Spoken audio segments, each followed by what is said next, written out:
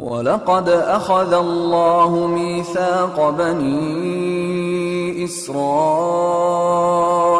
وبعثنا منهم 12 نقيبا وقال الله إني معكم لئن أقمتم الصلاة وآتيتم الزكاة وآمنتم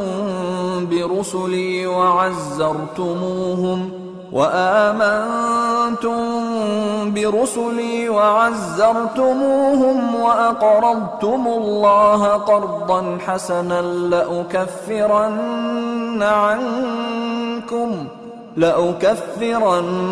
عنكم سيئاتكم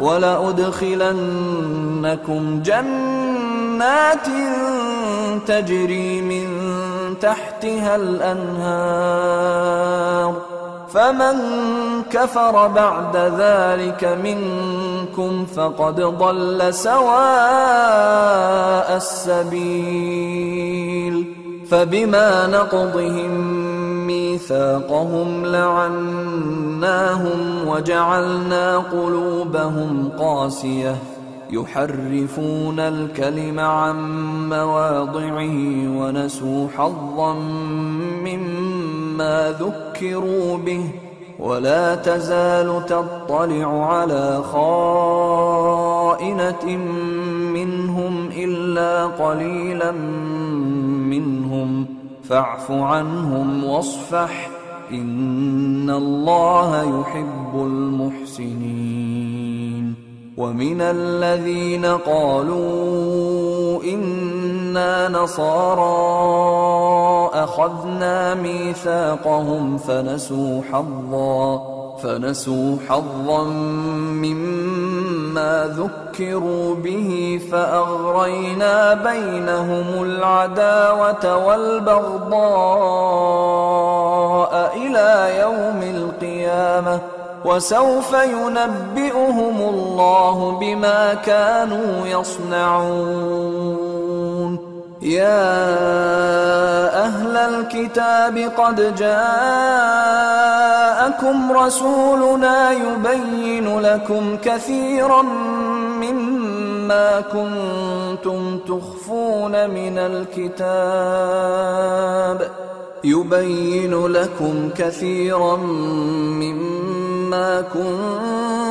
تخفون من الكتاب ويعفو عن كثير.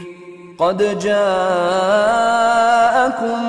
من الله نور وكتاب مبين يهدي به الله من اتبع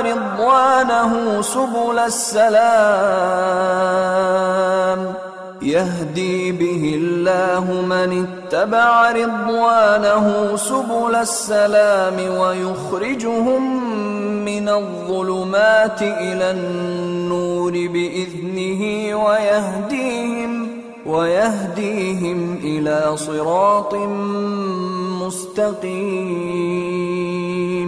لقد كفر الذين قالوا إن الله هو المسيح ابن مريم قل فمن يملك من الله شيئا إن أراد أن يهلك المسيح ابن مريم وأمه ومن في الأرض جميعا ولله ملك السماوات والأرض وما بينهما يخلق ما يشاء والله على كل شيء قدير.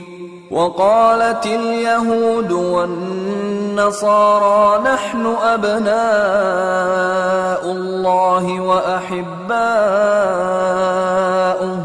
قل فلم يعذبكم بذنوبكم بل أنتم بشر ممن خلق يغفر لمن يشاء ويعذب من يشاء وَلِلَّهِ مُلْكُ السَّمَاوَاتِ وَالْأَرْضِ وَمَا بَيْنَهُمَا وَإِلَيْهِ الْمَصِيرُ يَا أَهْلَ الْكِتَابِ قَدْ جَاءَكُمْ رَسُولُنَا يُبَيِّنُ لَكُمْ عَلَى فَتْرَةٍ مِّنَ الرُّسُلِ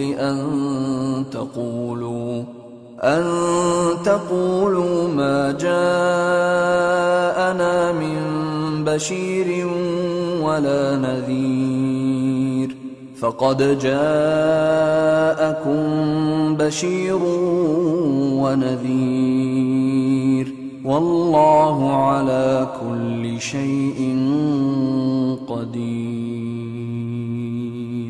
اور اللہ نے بنی اسرائیل سے اقرار لیا تھا اور ان میں ہم نے 12 سردار مقرر کیے تھے، اور اللہ نے فرمایا کہ میں تمہارے ساتھ ہوں اگر تم نماز پڑھتے اور زکوٰۃ دیتے رہو گے اور میرے پیغمبروں پر ایمان رکھو گے اور ان کی مدد کرتے رہو گے اور اللہ کو قرض حسن دو گے تو میں تم سے تمہارے گناہ دور کر دوں گا اور تم کو بہشتوں میں داخل کروں گا جن کے نیچے نہریں بہ رہی ہیں.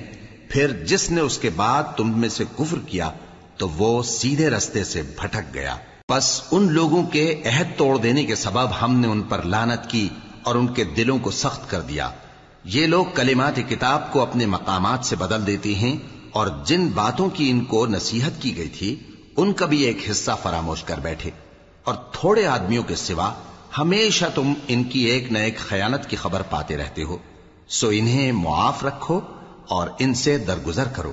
اللہ احسان کرنے والوں کو دوست رکھتا ہے. اور جو لوگ کہتے ہیں کہ ہم نصارہ ہیں، ہم نے ان سے بھی عہد لیا تھا مگر انہوں نے بھی اس نصیحت کا جو ان کو کی گئی تھی ایک حصہ فراموش کر دیا تو ہم نے ان میں قیامت تک کے لیے دشمنی اور کینہ ڈال دیا.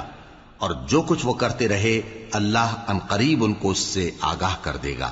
اے اہل کتاب، تمہارے پاس ہمارے پیغمبر آخر الزماں آ گئے ہیں کہ جو کچھ تم کتاب الہی میں سے چھپاتے تھے وہ اس میں سے بہت کچھ تمہیں کھول کھول کر بتا دیتی ہیں اور تمہارے بہت سے قصور معاف کر دیتی ہیں.